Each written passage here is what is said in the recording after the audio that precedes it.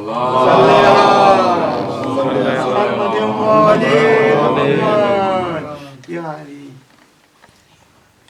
باللہ من الشیطان الرجیم بسم اللہ الرحمن الرحیم الحمد للہ الذی جعلنا من المتمسکین بولایت امیر المؤمنین امام علی ابن ابی طالب علیہ السلام صلوات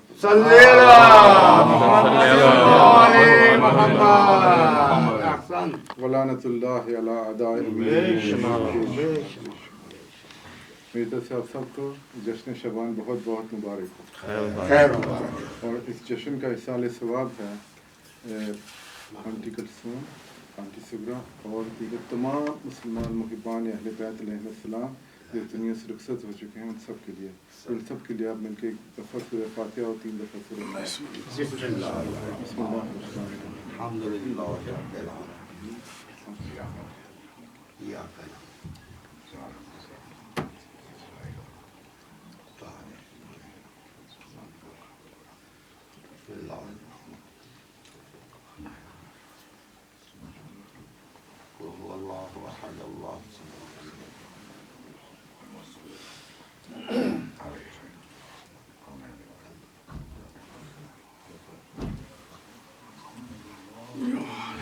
صلی علی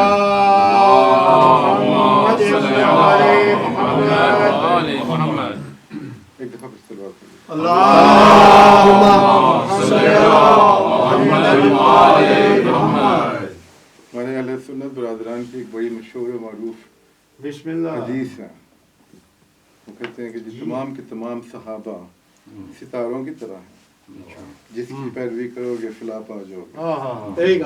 ٹھیک ہے. ہمیں جو ہمارے ائمہ علیہ السلام نے بتایا ہے وہ یہ ہے کہ اگر کوئی بھی حدیث آپ کو ملے، چاہے وہ حضور کے نام سے ہی کیوں نہ ہو، اگر وہ قرآن کے ساتھ مطابقت نہیں رکھتی تو اس کو رد کر دو. اب جبکہ یہ جو حدیث ہے یہ کھلم کھلا قرآن کے خلاف. چند آیتیں آپ کی خدمت میں پیش کریں سورہ احزاب سے. بسم اللہ. بسم اللہ. 18 اور 19 نمبر. بسم اللہ الرحمن الرحیم. قد یعلم اللہ المعوقین منکم والقائلین لاخوانہم حلم الینا. خوب جانتا ہے اللہ تم میں سے ان لوگوں کو جو روکتے ہیں لوگوں کو برائی میں آنے سے، والقائلین لاخوانہم حلم الینا، اور کہتے ہیں اپنے بھائیوں کو آؤ ہماری طرف. ولا یاتون الباس الا قلیلا، اور وہ نہیں آتے جنگ میں مگر بہت تھوڑے سے. اشہۃ علیکم، وہ آپ سے بخیلی کرتے ہیں. لفظ بلفظ وہ آپ سے بخیلی کرتے ہیں. فاذا جاء الخوف، اور جب خوف آ جاتا ہے، رأیتہم ینظرون الیک، آپ دیکھو گے ان کو کہ وہ آپ کی طرف دیکھتے ہیں. تدور اعینہم، ان کی آنکھیں ایسے پھرتی ہیں. کالذی یغشی علیہ من الموت، جیسے کسی شخص پر موت طاری ہو تو اس کی غشی میں آنکھیں اس کی ایسے پھرتی ہیں. جب خوف آتا ہے تو آپ ان کو دیکھو گے کہ وہ آپ کی طرف ایسے دیکھتے ہیں کہ ان کی آنکھوں پہ موت چھائی ہوئی ہے. فاذا ذهب الخوف، اور جب خوف چلا جاتا ہے، سلکوکم بألسنات حداد، تو تمہارے ساتھ بدتمیزی سے زبان درازی کرتے ہیں، تانا بازی کرتے ہیں. بسم اللہ. بسم اللہ. اشہۃ علی الخیر، اور خیر کی طرف آنے سے بخیلی کرتے ہیں، بخل کرتے ہیں. بسم اللہ. اولئک، اچھا یہ کن کے بارے میں بات ہو رہی ہے؟ جو حضور کے سامنے بیٹھے ہوئے ہیں. حضور کے سامنے بیٹھے ہوئے صحابہ اکرام، ان کے متعلق اللہ کہہ رہا ہے کہ یہ تم سے بخل کرتے ہیں، جب خوف آتا ہے تو تمہاری طرف ایسے دیکھتے ہیں جیسے ان پہ موت چھائی ہوئی ہے. اور جب خوف چلا جاتا ہے تو پھر تمہارے ساتھ بدسلوکی کرتے ہیں، تانا بازی کرتے ہیں، سخت زبان استعمال کرتے ہیں. اشہۃ علی الخیر، اور یہ خیر کی طرف تو آتے ہی نہیں. اولئک لم یؤمنوا، کہ وہ لوگ ہیں جو ایمان لائے ہی نہیں. فاحبط اللہ اعمالہم، اور اللہ نے ان کے اعمال کو حبط کر دیا، برباد کر دیا۔ وَقَانَ ذَلِكَ عَلَى اللَّهِ يَسِيرًا، اور یہ اللہ پہ بہت آسان تھا۔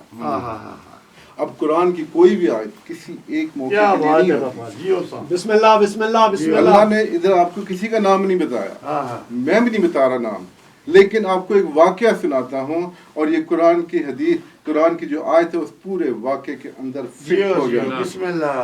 جنگ خندق، عمر بن عبد العد نے خندق کو کراس کیا اور حضور صلی اللہ علیہ وآلہ وسلم کے خیمے پر نیزہ مار کے کہا کہ محمد، میں نے سنا ہے تمہارے جو ساتھی ہیں اور تم یہ سمجھتے ہو کہ جو ہم سے لڑے گا اگر وہ زندہ رہا تو غازی بھی جنتی، اگر شہید ہو گیا تو جنتی، تو کون ہے جسے جنت کی خواہش ہو؟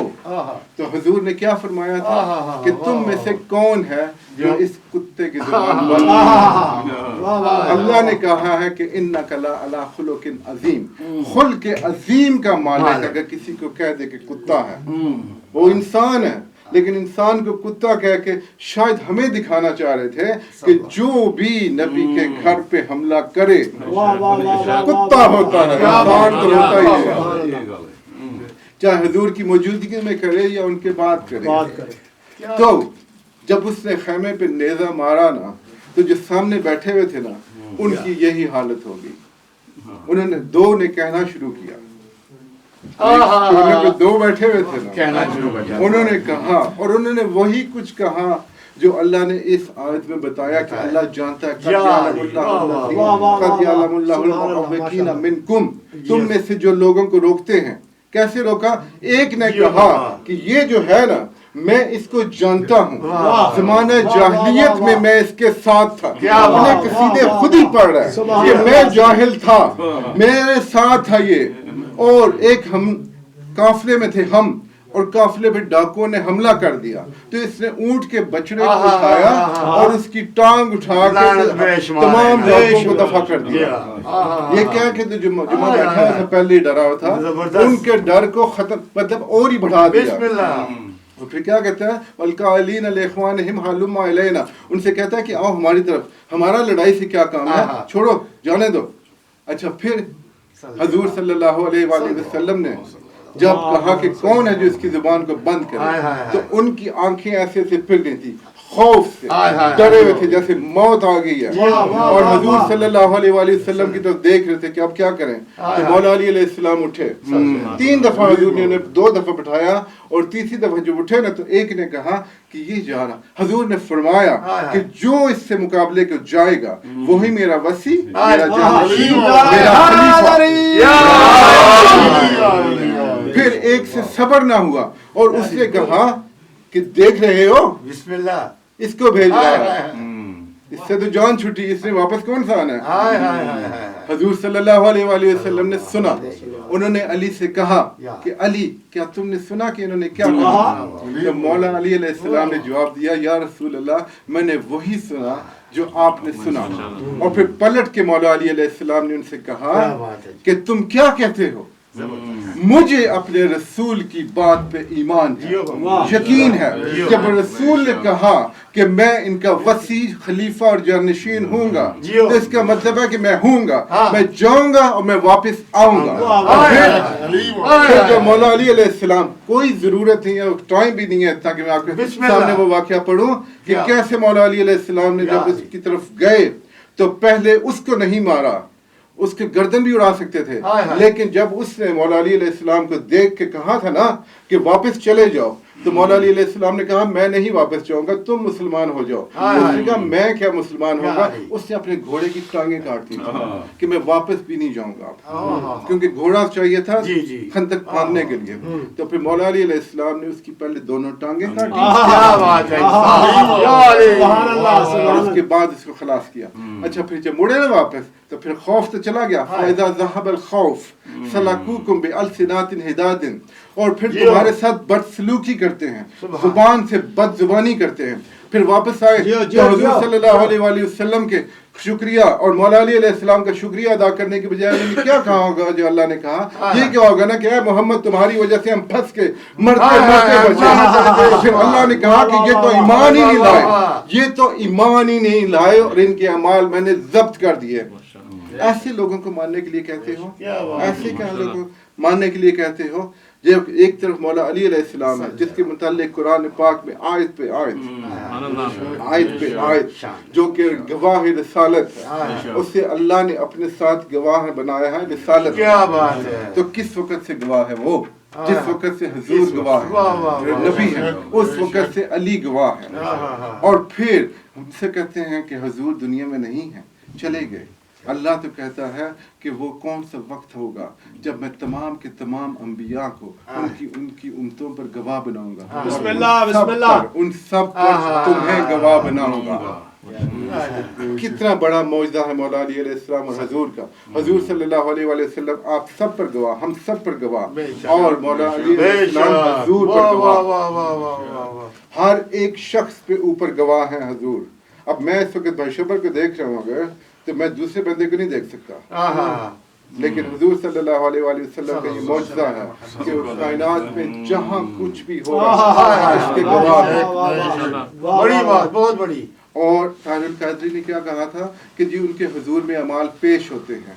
अमाल पेश होने की क्या बात है?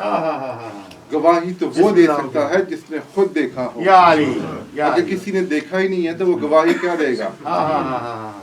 क्या देगा? वाह, बिस्मिल्लाह।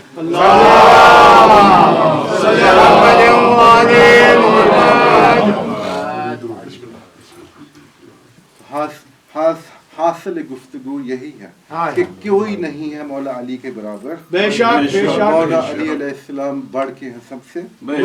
इनके मुतल्लिक अल्लाह ने हुक्म दिया है कि ये है उलिल अम्र, और इनको उलिल अम्र ऐसे ही माना जाए जैसे हर एक अम्र पे अल्लाह ने इनको उला रखा।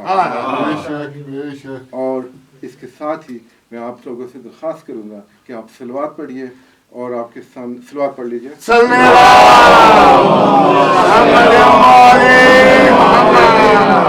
मैं दरख्वास्त करूंगा अल्लामा सैयद साहब से तशरीफ लाएं और मोहम्मद वाले मोहम्मद के फ़ज़ाइल पेश करें। अल्लाह